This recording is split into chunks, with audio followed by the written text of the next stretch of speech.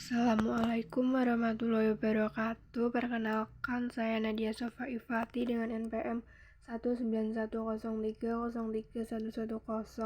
Di sini saya akan mempresentasikan terkait seminar proposal yang berjudul Pengaruh Media Simulasi PET pada tema cahaya terhadap hasil belajar keterampilan proses sains siswa.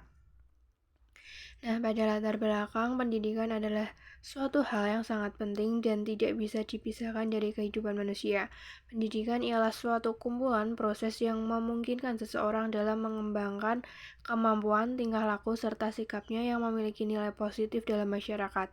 Maka dari itu, pendidikan menjadi pusat perhatian yang penting untuk masyarakat karena pendidikan yang dapat mempengaruhi serta mengubah suatu pola pikir seseorang dalam melakukan perbaikan pada segala aspek kehidupan untuk menjadi lebih baik.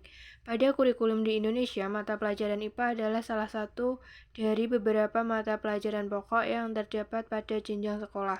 Menurut KBBI 2008, praktikum merupakan suatu kegiatan pembelajaran yang memiliki tujuan agar siswa mendapat kemampuan untuk menguji serta mengaplikasikan teori maupun penyelidikan dan pembuktian ilmiah dalam keadaan nyata apa yang diperoleh dalam teori bagi mata pelajaran tertentu. Akan tetapi, pada kondisi di lapangan, banyak siswa yang kurang paham mengenai konsep pada mata pelajaran IPA.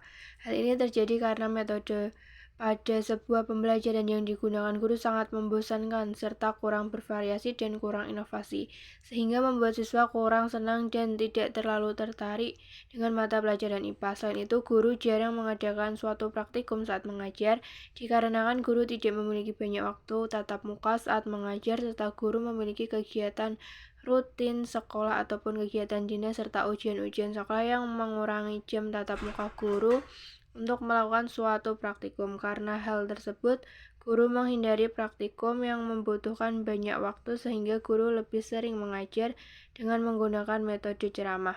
Berdasarkan pemikiran yang telah dipaparkan, maka diperlukan suatu penelitian yang dapat memotivasi siswa agar lebih bersemangat serta dapat memahami materi atau konsep dalam pembelajaran IPA. Dalam penelitian ini, metode pembelajaran yang digunakan adalah dengan menggunakan metode pembelajaran menggunakan media berbasis simulasi PET.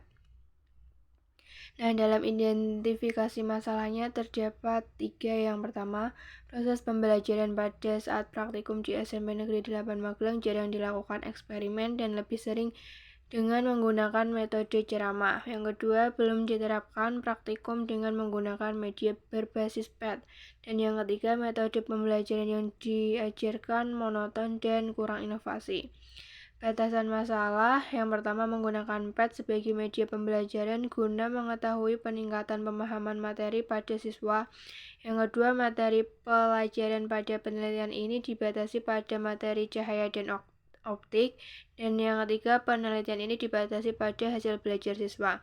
Kemudian pada rumusan masalah, yang pertama, bagaimanakah pengaruh penggunaan media PET terhadap hasil belajar keterampilan proses sains siswa pada tema cahaya.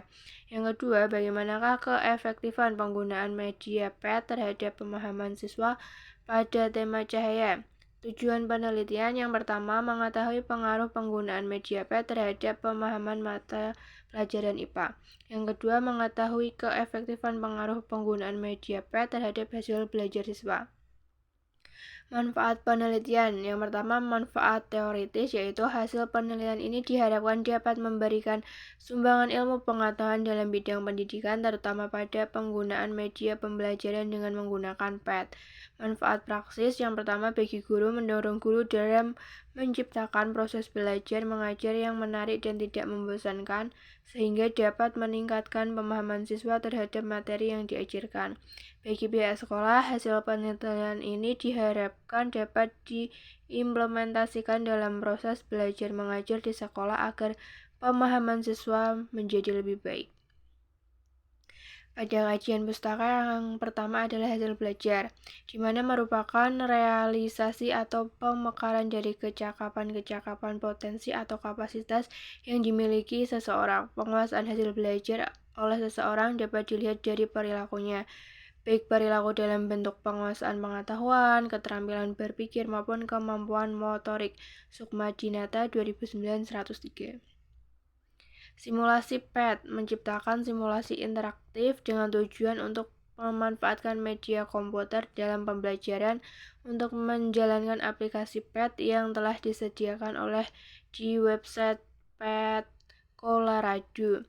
Nah, simulasi PET dapat diunduh di website PET Colorado Edu dalam bentuk Java dan Flash. Selain itu dapat juga diunduh secara gratis dan dipasangkan pada komputer perangkat lokal sehingga dapat digunakan secara offline. Kemudian pada tema cahaya, yaitu yang pertama sifat cahaya dapat merambat lurus, dapat dipantulkan atau refleks, dapat menembus benda bening, dapat dibiaskan dan dapat diuraikan. Kemudian kegunaannya yang pertama, pemanfaatan cahaya sebagai pembangkit listrik tenaga surya yang digunakan sebagai pembangkit listrik yang dapat digunakan dalam kehidupan sehari-hari. Yang kedua, fotosintesis merupakan suatu proses pembuatan makanan pada tumbuhan. Sinar X untuk mengetahui penyakit dalam tubuh manusia. Membantu penglihatan di mana suatu benda karena benda tersebut memantulkan cahaya dan masuk ke dalam mata kita. Yang ke S sebagai penerangan dalam keadaan gelap, dan F digunakan untuk keperluan sehari-hari. Nah, pada lensa dan cermin dan lensa merupakan alat optik, di mana alat optik merupakan suatu alat dengan prinsip kerja yakni berdasarkan hukum-hukum pemantulan dan pembiasan cahaya. Pada cermin memiliki prinsip kerja yang didasarkan pada hukum pemantulan cahaya, sedangkan pada lensa memiliki prinsip kerja yang didasarkan pada hukum pembiasan cahaya. Nah, alat-alat optik itu seperti mata, kamera, loupe, mikroskop, teropong. Gangguan kesehatan, yang pertama ada miopi, yang kedua ada hipermetropi, yang ketiga ada astigmatisme, presbiopi, buta warna, hemeralopi, dan katarak.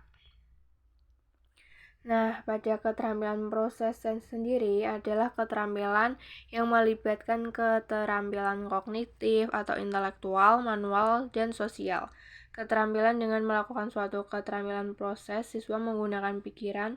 Keterampilan manual terlibat dalam penggunaan alat dan bahan, pengukuran, penyusunan, atau perakitan alat. Keterampilan sosial dimaksudkan bahwa dengan keterampilan proses, siswa berinteraksi dengan sesamanya dalam melaksanakan kegiatan belajar mengajar. Rustaman DKK 2003-93. Nah, pada kerangka berpikir terdapat masalah di mana banyak siswa yang kurang paham mengenai konsep pada mata pelajaran IPA karena metode yang membosankan dan kurangnya eksperimen analisis. Memilih media yang tepat agar pelajaran tidak membosankan dan dapat melakukan praktikum saat pelajaran IPA. Solusi menggunakan media PET sebagai laboratorium virtual dan hasil perbedaan sebelum dan sesudah penggunaan media PET. Hipotesis pada pengaruh penggunaan media PET. H0 tidak terdapat pengaruh penggunaan media PET pada saat praktikum tema cahaya. H1 terdapat pengaruh penggunaan media PET pada praktikum tema cahaya. Hipotesis pada keefektifan hasil belajar siswa. H0 tidak terdapat keefektifan penggunaan media PET dalam meningkatkan pemahaman keterampilan proses sains pada praktikum tema cahaya. H1 terdapat keefektifan penggunaan media PET dalam meningkatkan pemahaman keterampilan proses sains pada praktikum tema cahaya. Nah, populasi dan sampel pada penelitian ini adalah siswa SMP Negeri 8 Magelang kelas 8 dengan menggunakan 2 kelas dengan jumlah 60 siswa, 1 kelas kontrol, dan 1 kelas eksperimen. Desain penelitian menggunakan jenis penelitian kuantitatif. Nah, pada variabel penelitian, variabel bebas, terdapat pembelajaran menggunakan media simulasi PET. Variabel terikat itu ada hasil belajar siswa, dan variabel kontrol menggunakan materi pembelajaran, instrumen pembelajaran, serta tes. Instrumen penelitiannya terdapat 4. Yang pertama ada uji rehabilitas, yang merupakan sebuah alat yang digunakan untuk mengukur hasil yang konsisten atau tetap. Yang kedua ada instrumen daya beda, dibuat untuk mengetahui tingkat kemampuan peserta didik. Terus ada uji validitas, sebuah instrumen yang dapat dikatakan valid jika dapat mengukur apa yang sedang diukur. Instrumen dikatakan tidak valid jika nilai koefisien validitasnya kurang dari 0,349 menurut Sugiono 2013.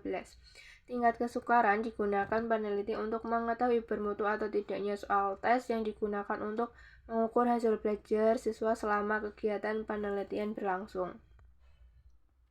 Nah, analisis data yang pertama menggunakan uji normalitas. Uji ini digunakan untuk mengetahui keadaan sampel apakah terdistribusi normal atau tidak. Kemudian ada uji homogenitas. Uji homogenitas digunakan untuk membandingkan kedua varian yang ada. Kemudian ada uji hipotesis statistik.